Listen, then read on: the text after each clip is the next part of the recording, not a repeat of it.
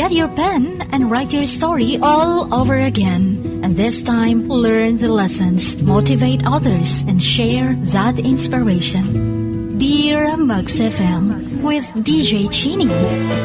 Dear Max FM. Magandang hapon to you, DJ Chin, and to all the listeners of your station. This is a love month at alam ko ang lahat natutong magmahal. May iba ding nasaktan, nabigo, pero syempre madami pa rin ang masaya at nagtagumpay. I'm one of your avid listeners, Jean. At isa din ako sa mga gustong magbahagi ng aking kwentong pag-ibig. Hindi naman masyadong sweet and successful ang love story namin ng partner ko. Kasi madami kaming ups and downs. Madami kaming pinagdaanan. Mga worst na mga problema bilang partners. Pero ang lahat ay medyo nalampasan naman namin kahit papano. Kahit dumating na kami sa point na nag-usap ng maghiwalay. Fast forward, I met my husband year 2008, October. Naging textmate lang kami at naging magkarelasyon hanggang nagsama na kami year 2010 kasi buntis na ako noon. Kasal na kami ngayon, Chin. May 3 kids na dapat. 16 years of marriage na kami and hoping na hahaba pa kung magpapatuloy ang strong relationship.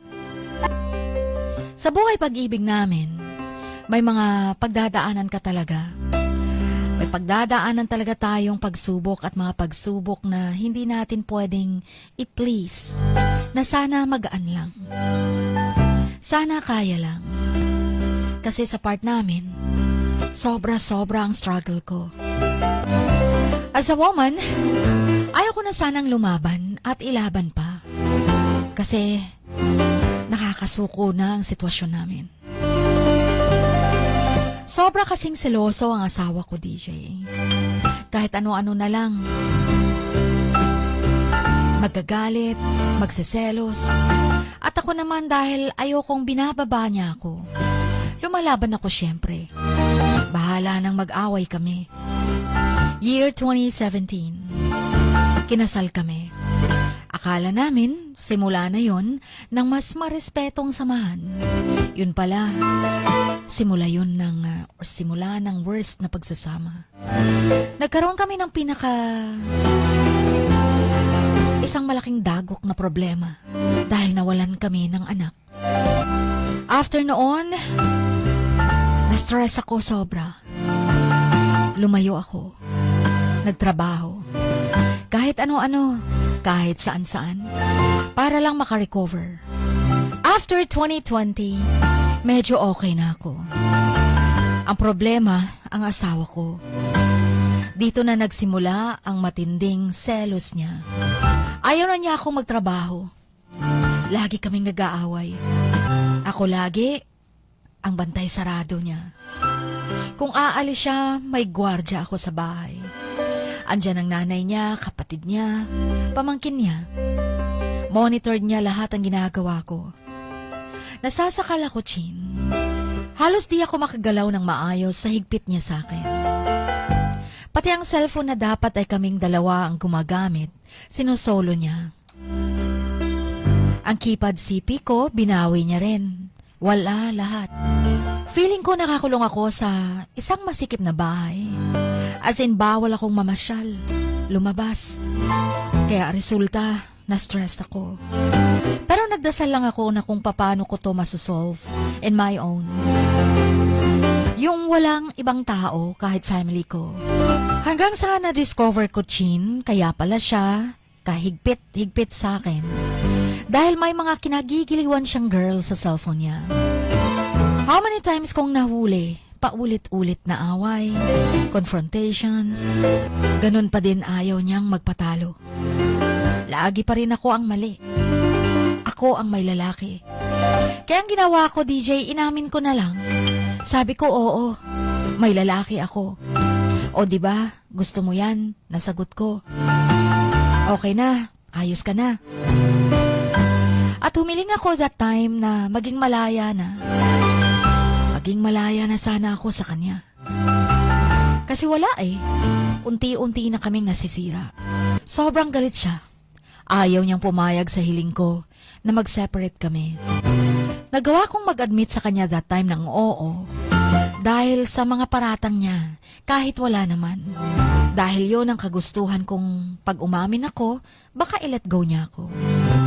But I was wrong kasi sabi niya, mag-asawa daw kami. Magiging okay pa ang lahat. Sa buhay talaga, DJ, kahit andyan na tayo sa point na susuko na. Pero may mga sitwasyon pa rin pala na natitira para kapitan ang isa't isa. Siyempre, mga anak namin ayaw kong maging bunga sila ng pamilyang mga makasarili. Alam nyo, kahit pa masasabi kong sobrang inis at galit ko sa asawa ko. Kasi sa mga ginagawa niya sa amin ng mga bata. Pero di naman siya physical na nananakit. Pero emotional feelings, grabe. Parang di ako makatulog. Lagi sa gabi. Hindi nakakatulog. Sa kakaisip, ano ba ang dapat at tamang desisyon ang pwede kong magawa para matapos ng lahat. Sa pag-ibig nga naman talaga, hindi basehan ang marangya kayo, mahirap kayo. Ang talagang tunay na pag-ibig ay yung kahit pa sobra ka nang nasasaktan, mas may pinili ka pa rin na paninindigan. Yun ay yung mga anak mo, ang sinumpaan nyo, at higit ang relasyon nyo. Na sana, nagsimulang kayo, matatapos din na kayo pa rin. Sa pinagdadaanan ko, DJ, sa buhay pag-ibig, short story ko na lang po ito kasi sobrang haba na. Sa lahat ng umiibig, sana kaya nating manindigan sa mga taong pinili nating sinimulan. Kasi kung sa konting problema lang, hiwalayan ang patutunguhan. Dadami ang broken. Dadami ang mga may past. Dadami ang masasaktan. Sana lang sa mga tulad ko na din nakasal na. Sana mas piliin pa ding maging buo ang ating pamilya. Hindi ko sinasabi if magiging martir kayo.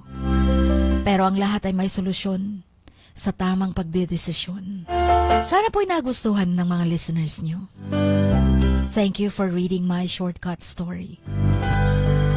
Truly yours, your avid listener, Cindy.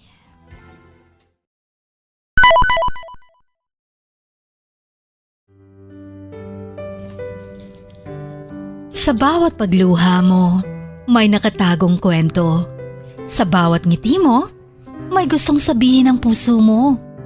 At sa likod ng iyong halakak at maging sa pagkabiko mo, may mensaheng nakabalot sa iyong pagkatao. At ang tanging nais mo lamang ay mapakinggan ang mga ito ng buong mundo. Dear Max FM with DJ Chini. Life has got all those twists and turns. Stand up for what you believe in. What lies behind you and what lies in front of you pales in comparison to what lies inside of you.